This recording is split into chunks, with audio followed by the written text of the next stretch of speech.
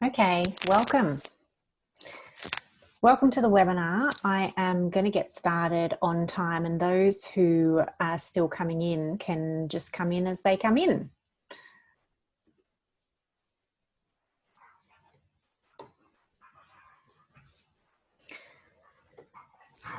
So while I'm sharing my screen, I'm not going to be jumping backwards and forwards to look at who's coming in and out, and I'm not going to have a look at the Q&A or the chat room. So if you have questions that come up while we go, make sure you pop those in to either Q&A or chat. If you're watching this as a replay, there will be a link on your screen where you can email me. So you can email me your question and I shall get back to you within 24 hours or so. Hopefully though, as I go, I end up answering your questions and we'll see. I was going to do this without this headset, but you can see in the background, I've got a couple of crazy dogs who are running around making a lot of noise. So we'll see how we go. They're in one of those hyper moods that they get in when you want them to be quiet. So this is one of my favorite webinars. I've actually presented this stack of slides and this presentation quite a few times live. So I'm recording it now. It is the best sort of overview webinar that I have.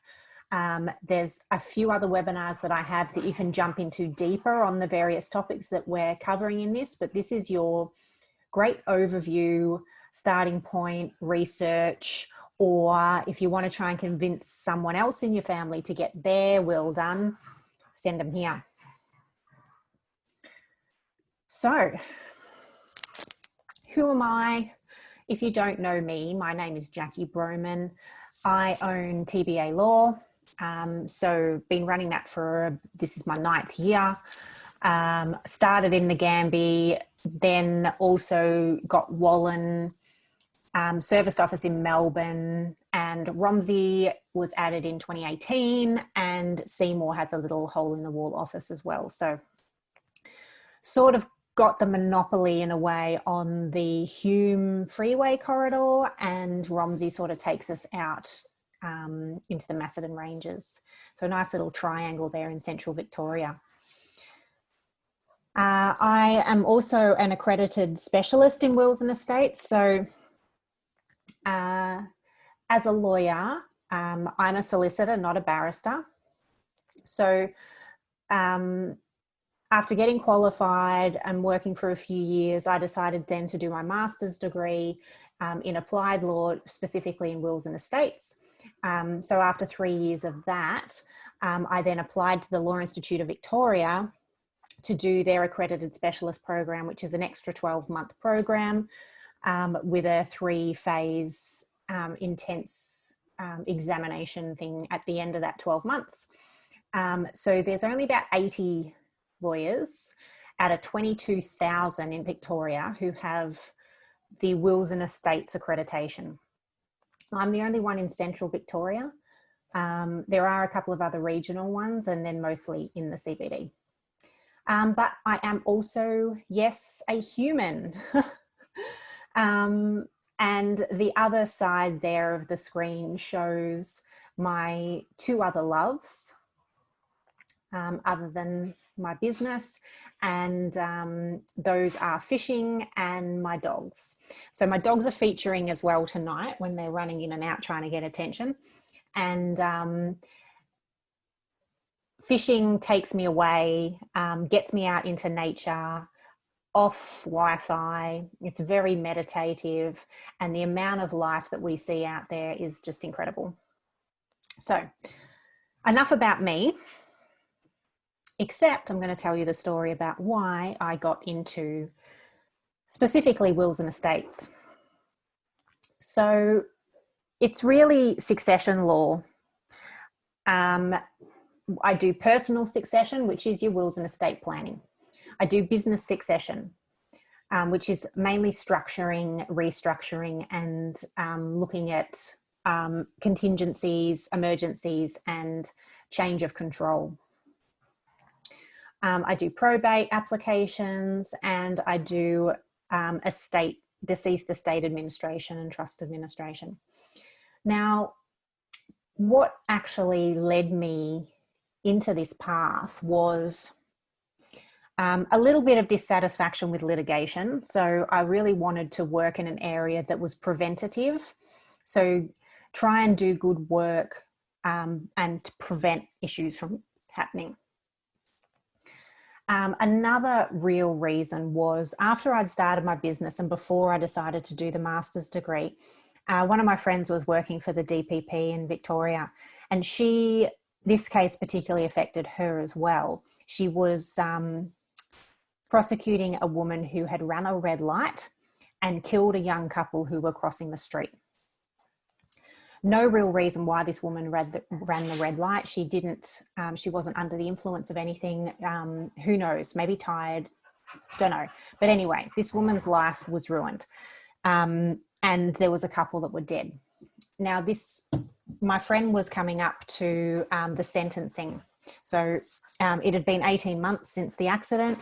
The woman had been found guilty of manslaughter, and at the sentencing, there were victim impact statements done because this young couple had come down from New South Wales to watch the AFL, left 2 young kids in New South Wales, no wills. And for the last 18 months since their parents had died, they'd been in and out of the family court because there were no guardians appointed. The grandparents hated each other, were fighting each other over the children and over the money. So that was the lives of these kids. And I just thought, what a tragedy when it's so easy to try and educate people on how simple it is to do a will. And the will can last you for 20 years or more. You know, just have something, because the amount of money and stress and impact it was having on those children was just phenomenal. Like, anyway, it still affects me to think about it when there was such an easy solution. And I still think about those kids quite regularly, where they're up to and how different their life could have been. So this couple passed away without a will. What happens when you pass without a will to your stuff? Now, let alone the fact that the main issue was the guardians for these kids and who controlled the money. So those are 2 aspects that you don't control when you don't have a will. The other thing you don't control is where your stuff goes to. Now, when that couple died, the only people they had was children. So it went equally to the children. So at least that happened. Problem is, those children are going to inherit that money once they get to 18, which is probably a substantial amount given life insurance and superannuation. So that's probably not what their parents would have wanted either. They probably wanted it held in trust until the kids were 21 or 25. So anyway, a normal person who passes away without a will, what happens? If you have a spouse, and so this is fairly new law in Victoria. It's only been in for the last 5 years or so because it got changed. A spouse and children with that spouse. The children get nothing, it all goes to the spouse.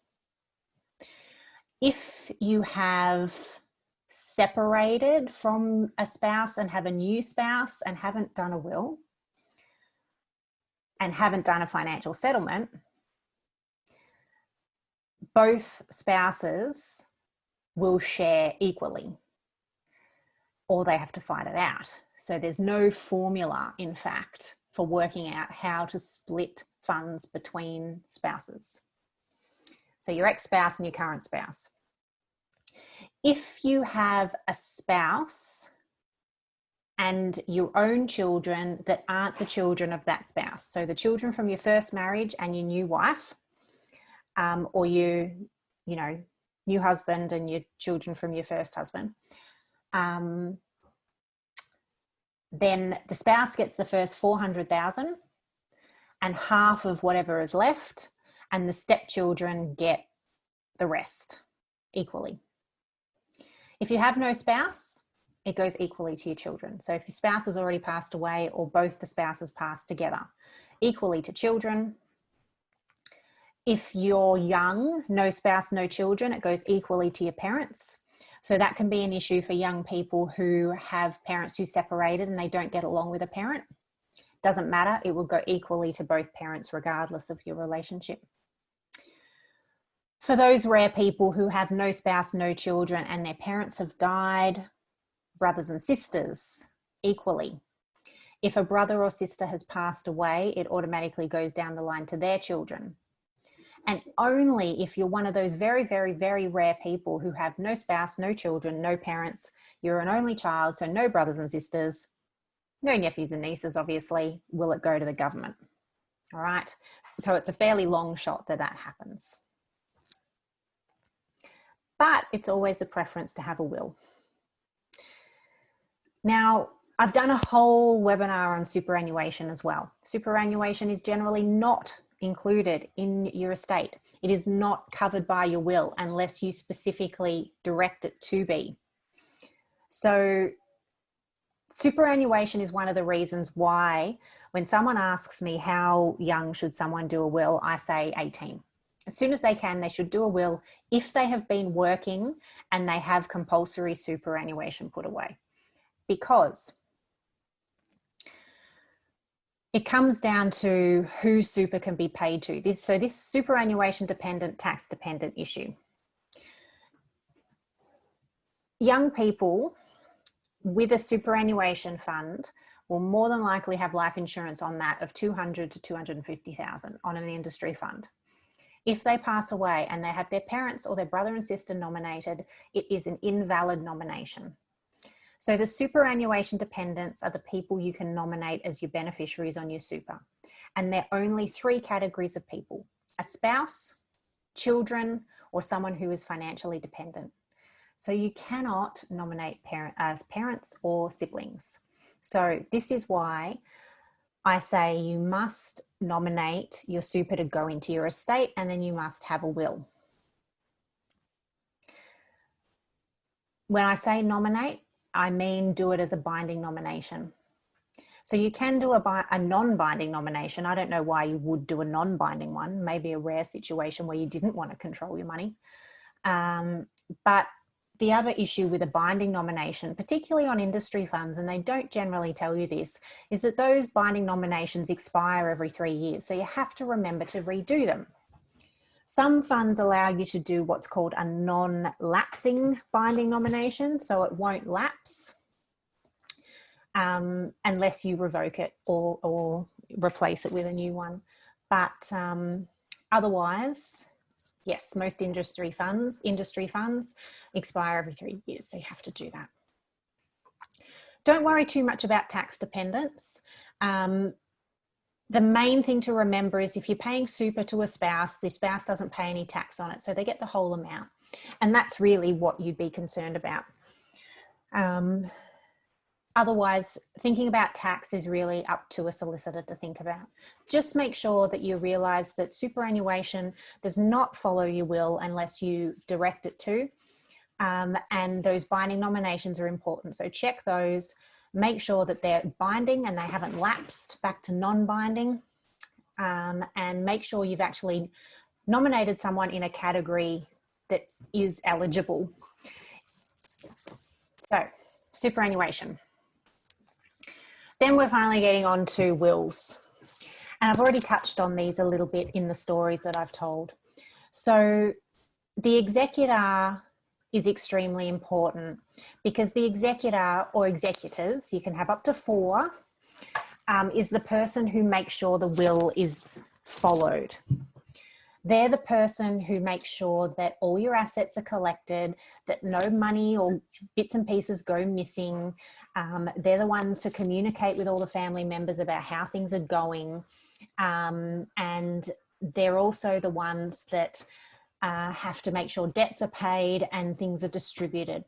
So you want to pick someone who is relatively competent, that can communicate well, that doesn't just cause issues between people, And sometimes that's why I suggest to people, look, if you've got 3 or 4 kids, just name them all. Then they can't feel like someone is, you know, treated differently from others or more special.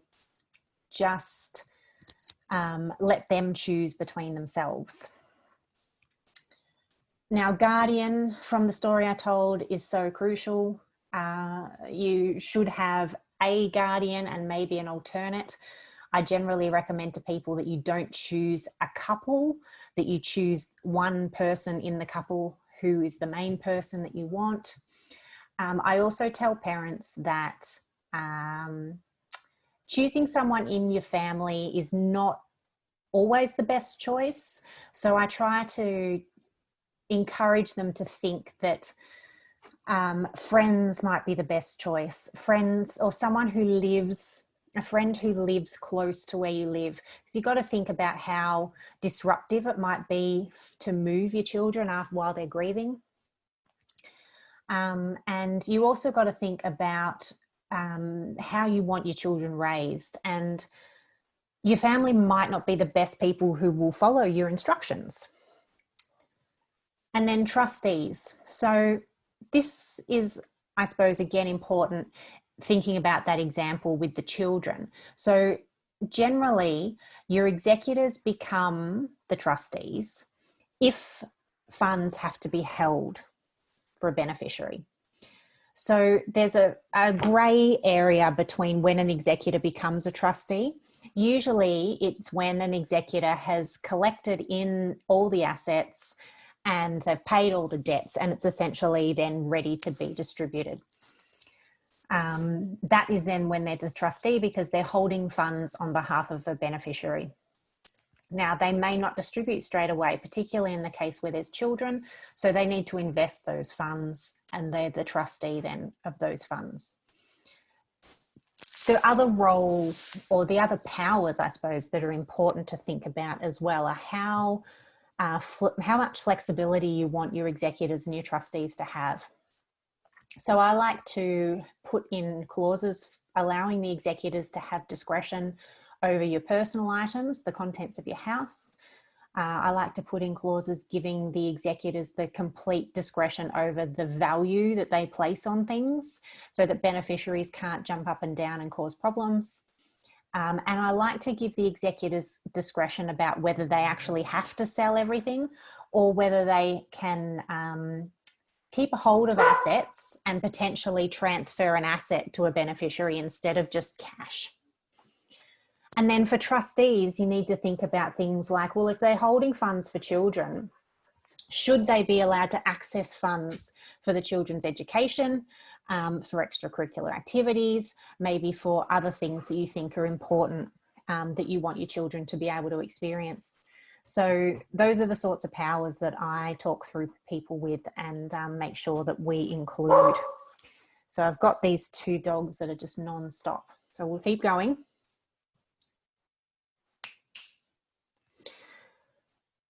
It's not even a full moon.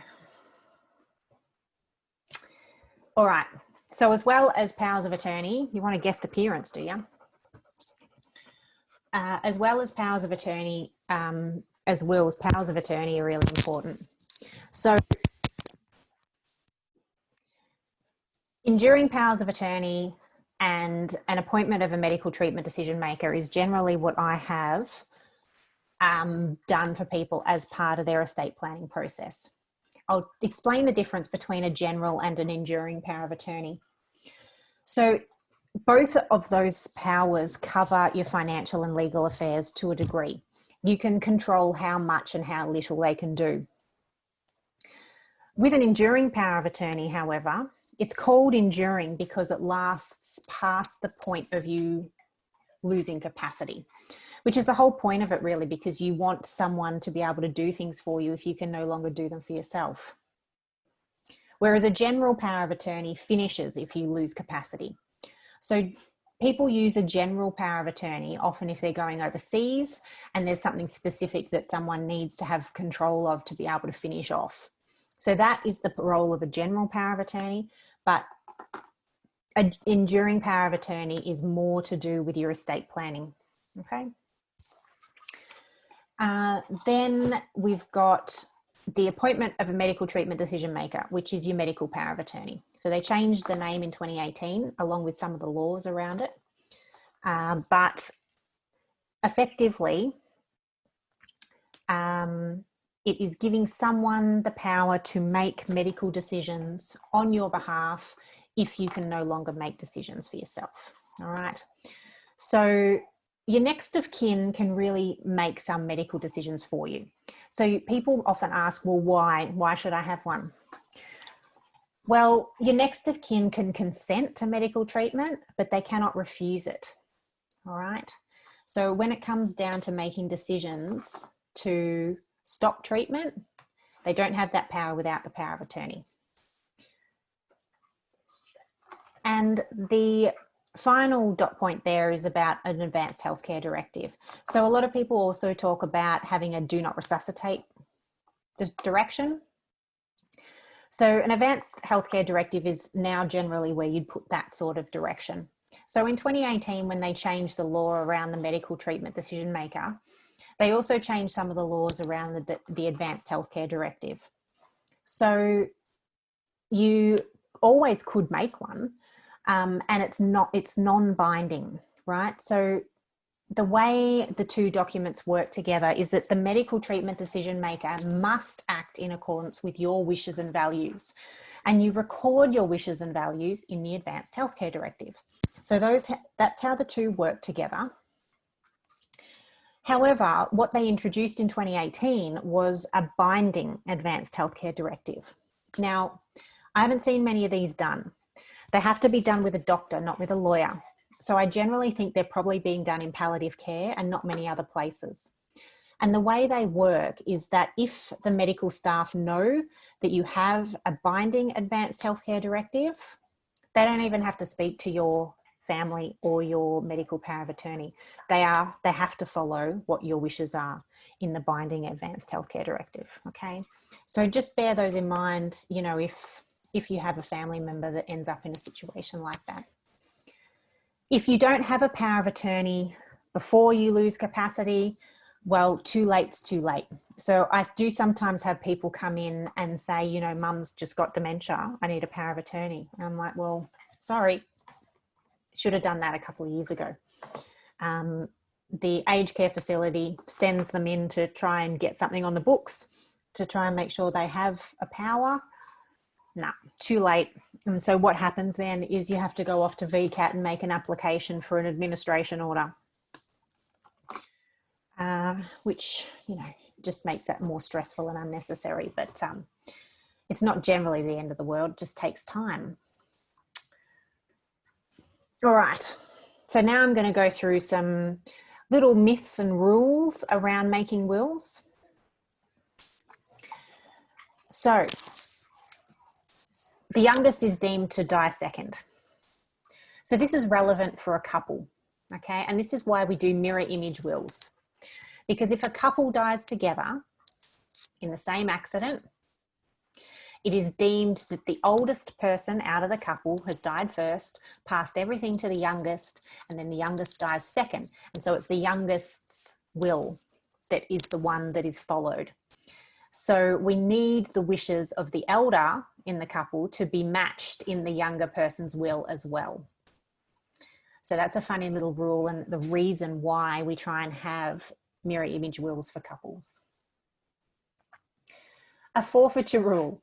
So I often joke, particularly when I'm doing this presentation live, because sometimes it's brought up just, you know, as a joke during a meeting that, you know, elderly parents start thinking that their adult children are trying to rush them along so they can get their inheritance. Well, the forfeiture rule is actually a rule that says if someone is responsible for the death of someone, they automatically forfeit anything in the will, and as does their whole bloodline, which is quite interesting. And it's not to the point of criminal responsibility. It's just if they are causal in the death, they miss out. So, interesting one.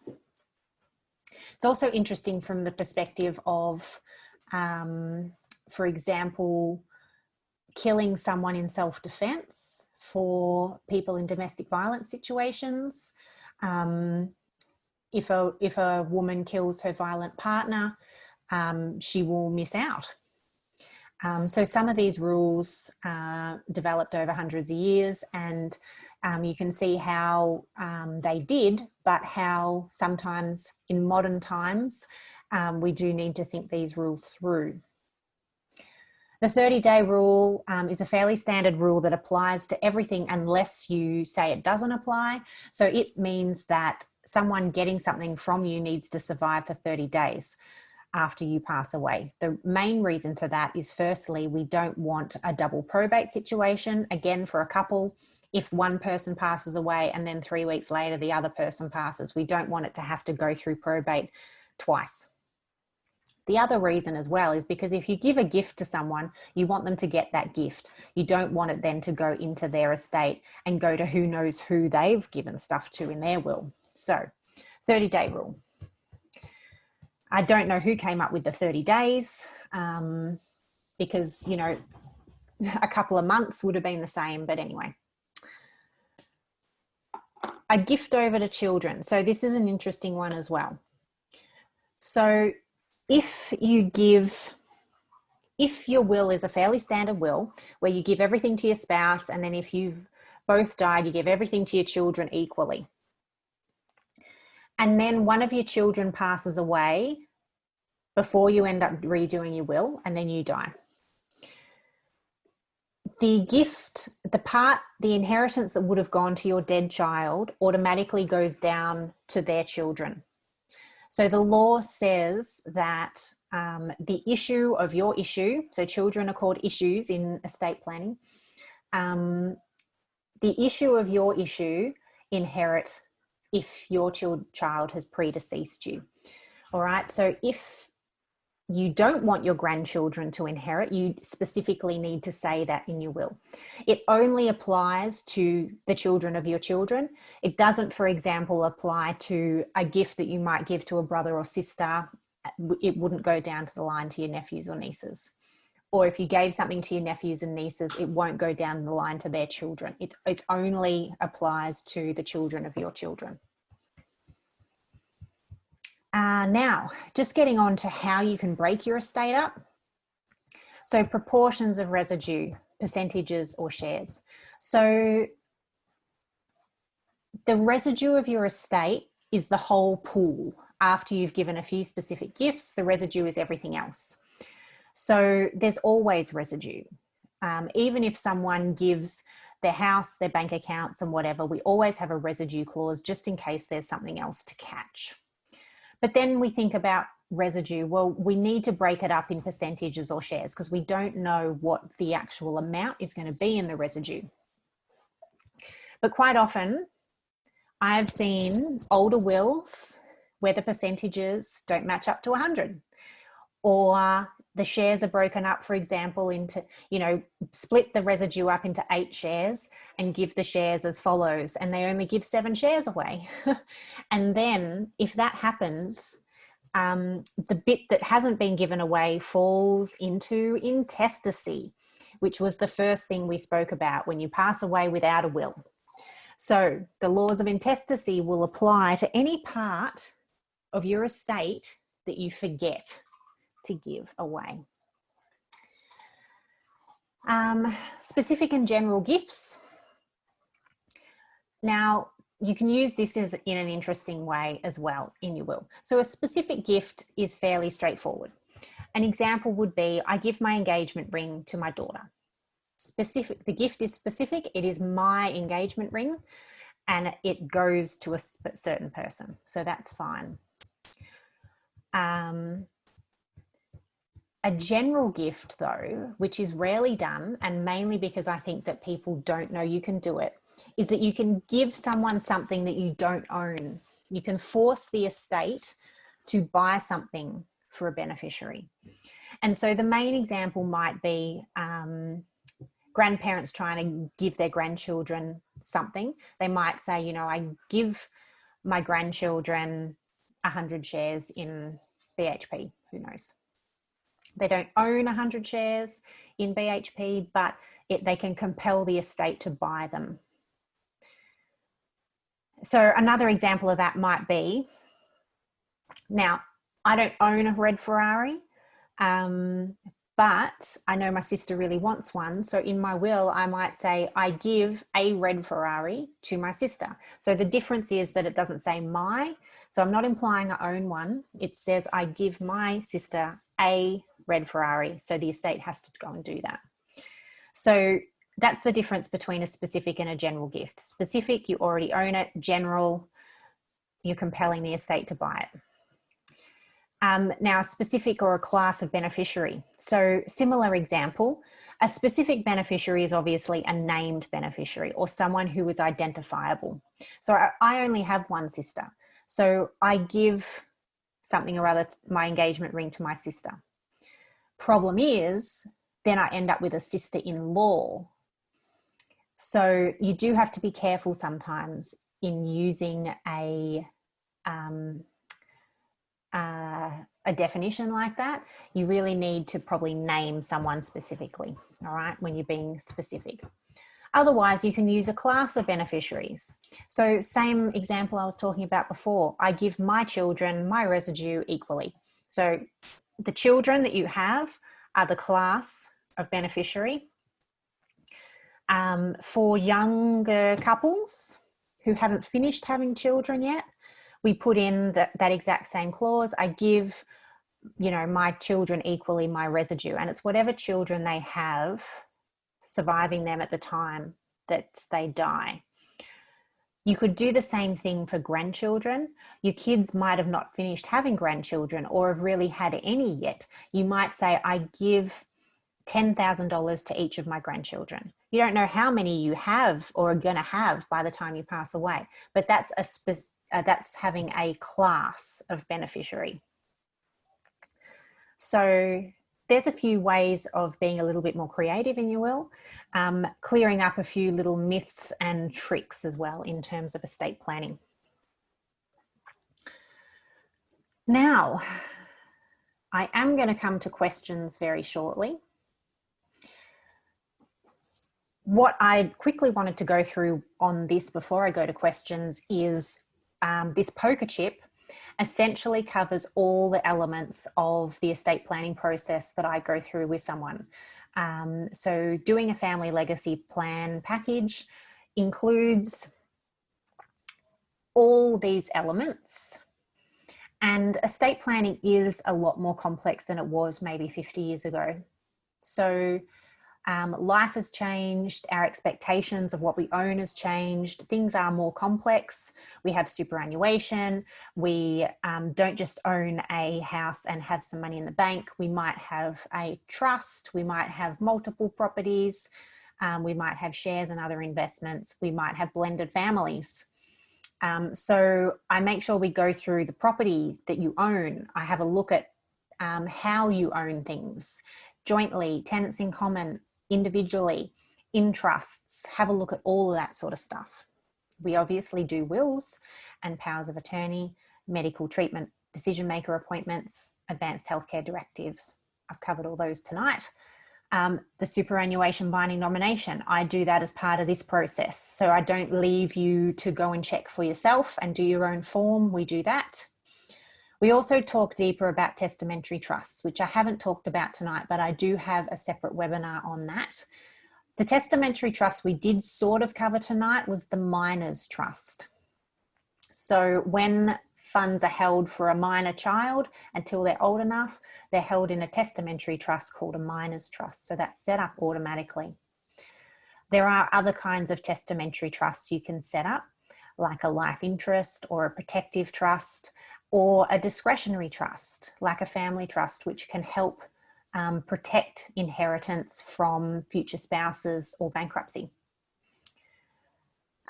We also look at life insurance, not so much at TPD, but life insurance from the perspective of making sure it goes to the right person, or into your estate if you need to use it to pay off debts, for example.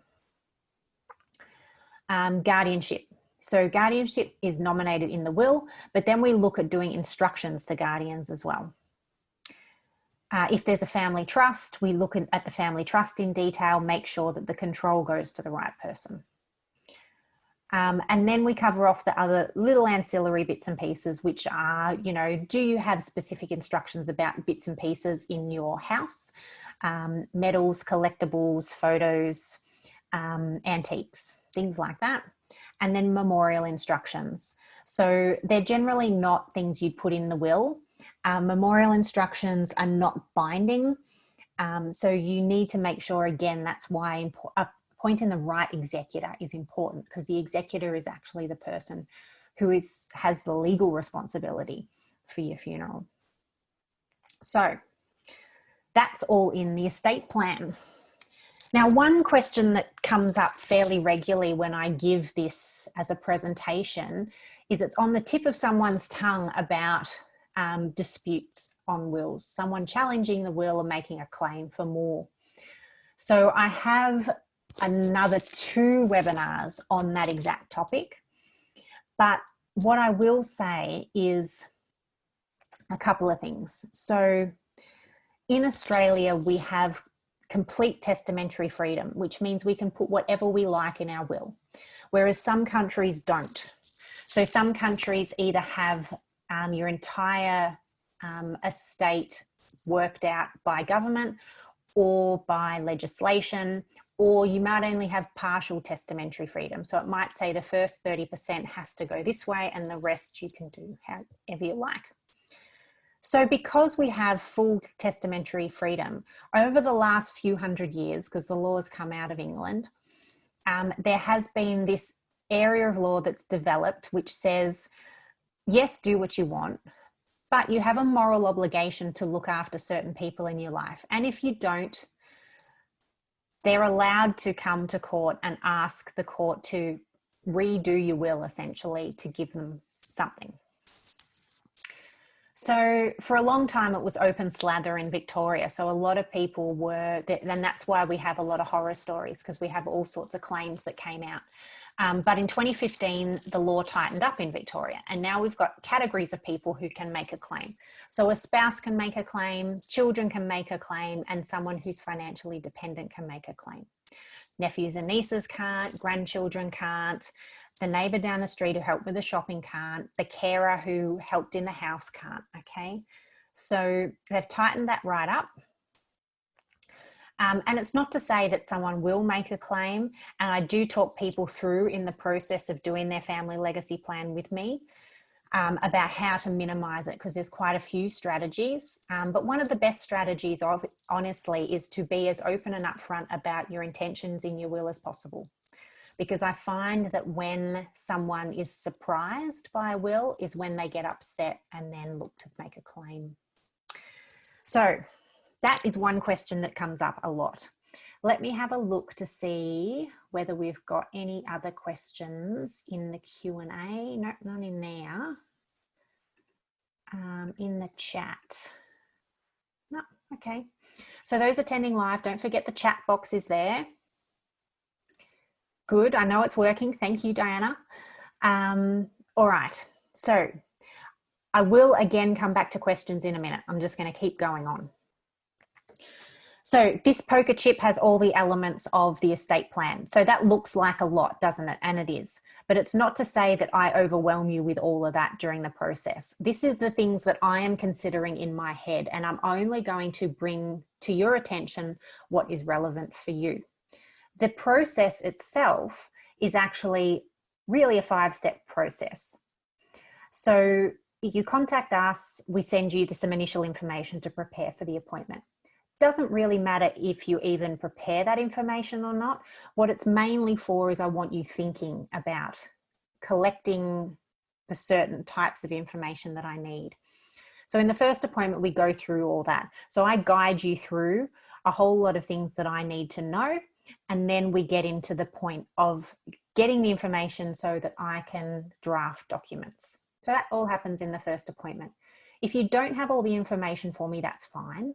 I then draft the documents for you, email them to you, and highlight in them what I still need. that might include looking at a trust deed, for example, or it might just be the full names and addresses of some people who you didn't actually think that you might appoint at the time. So get that stuff back to me. We sort out all the final details via email, and then we have a second appointment, usually 2 weeks after the first appointment. Second appointment, we sign all the documents. They're all done. You have valid documents. So it's usually a 2-week process, and then you've got that peace of mind. It is off your list of things to do. Then there's a couple of things that we tidy up. So we send those binding nominations into the super funds. We get acceptance forms signed by powers of attorney, and we make sure you have a pack of certified copies. So you keep all those at home. We keep electronic copies as well as the originals. The originals stay in our strong room. That's a free service, and you're quite able to add in whatever else you want in there, and you can remove your documents whenever you like. We give you additional certified copies for free whenever you like as well. So all of that is part of the service. Now, what do you expect to pay? That's always a question that I get asked as well, because what is the cost of a will?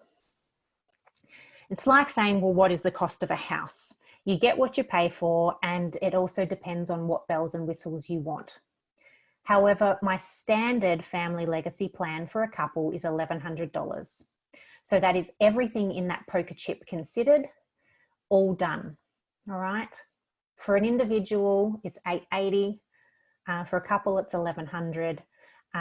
If things get more complex, we talk about that during the appointment, and it usually only ends up an extra $500 or so. So $1,600 is about the maximum that you're going to pay. All right. There you go. My email's on the screen. Thank you very much for holding in with me there tonight. I'm going to have a quick look in the chat again. And for those who are live, I'm also going to pop in my email address here in case you want to cut and paste that. It just makes it a little bit easier. And look, my dogs have gotten calm now. It only took them 40 minutes. And I've been bribing them with biscuits. All right. Is there a way to know if someone has a will? Good question.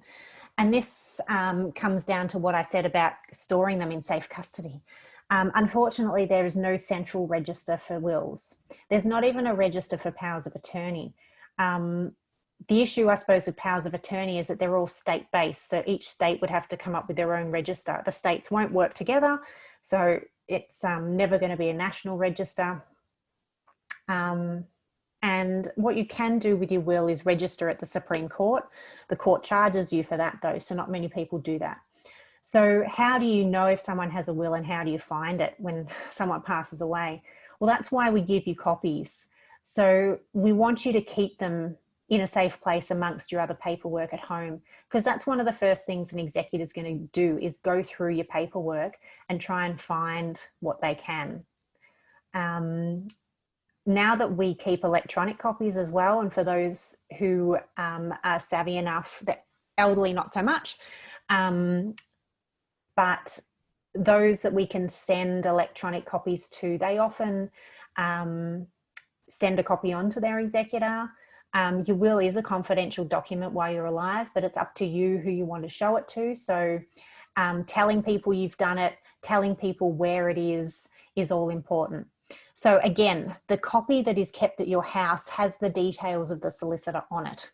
Okay, so otherwise, that's the other reason when someone passes away that we actually advertise before we apply for probate on a certain document. Because if we're applying for probate on a will and there's a later will, that's supposed to trigger someone coming forward and saying, well, no, you've got the old one. What else did I want to say about that? I think that's about it. Can my husband give all his super via binding nomination to his non-dependent adult children? Absolutely, he can, yes. His children are still superannuation dependents, so they're still within the definition of the superannuation dependent. Doesn't matter if they're actually financially dependent at the time. they're an eligible category for the super. The thing is that if you pay super to an adult child, they will pay tax on it. So that's generally, well, not the only reason we usually pay it to our spouse, but generally why we pay it to a spouse, because the spouse doesn't pay tax, whereas a child will. There's people better qualified to talk about tax than me, but generally you pay a very small amount of tax on the super you put in. And so when it comes out, the child has to pay the top up amount, which is usually 14% at the least. So just bear that in mind. But yep, certainly you can direct super to an adult child. That's fine. Good questions. All right. Again, email me within reason with your question. I'll get back to you within 24 hours. So I am going to stop the recording now. And for those lucky people who are live, and this is the benefit of being live, I'm going to stay on the call for a little bit longer. So if I can actually find the